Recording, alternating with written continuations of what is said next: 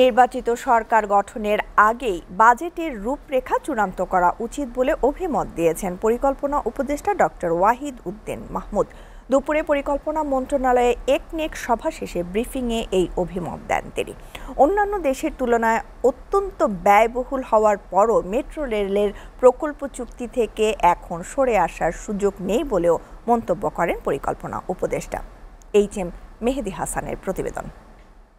গুরুত্বপূর্ণ সংবাদ থাকে না। একনেক সভায় ৬,৫০৬ কোটি টাকার ১০ প্রকল্প অনুমোদন দেয়া হয়। বৈঠকে সভাপতিত্ব করেন প্রধান উপদেষ্টা ও একনেক চেয়ারপারসন ডক্টর মোহাম্মদ ইউনুস। পরবর্তীতে প্রেস ব্রিফিং করেন পরিকল্পনা উপদেষ্টা। পরিকল্পনা মন্ত্রণালয়ে অনুষ্ঠিত ব্রিফিংয়ে উপদেষ্টা ডক্টর ওয়াহিদ উদ্দিন মাহমুদ জানান, অনুমোদিত প্রকল্পের ৫টি নতুন, ২টি সংশোধিত এবং ৩টি ব্যয় বৃদ্ধি ব্যতীত মেয়াদ বৃদ্ধির প্রকল্প। এর মধ্যে সরকারি অর্থায়নে ৩,৮২১ কোটি ৫৮ লাখ টাকা, প্রকল্প ঋণ ২,৮২৮ কোটি ৪ লাখ টাকা এবং সংস্থার নিজস্ব অর্থায়ন ২৫৬ কোটি ৮৯ লাখ টাকা। প্রকল্পগুলো স্বাভাবিক গতিতে সম্পন্ন হবে বলে প্রত্যাশা করেন তিনি। গত বছর তো অনেক কারণে প্রকল্প বাস্তবায়নে, ডিবি বাস্তবায়নে প্রথমত দেরি হয়েছে।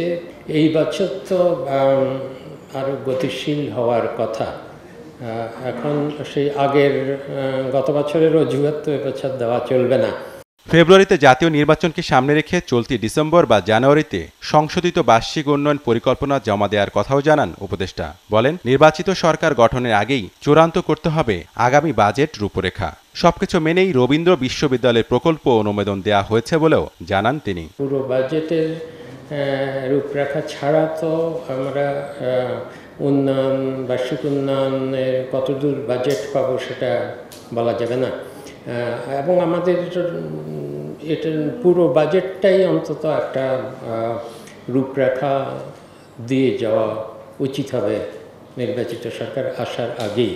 অন্য দেশের তুলনায় ব্যয়বহুল হওয়ার পরও মেট্রো রেলের প্রকল্প চালু রাখতে হচ্ছে বলেও জানান পরিকল্পনা উপদেষ্টা। এইভাবে যাচ্ছি একদম নিয়ম মাফিক। এইচ.এম. মেহেদী হাসান, এসএ টিভি, ঢাকা।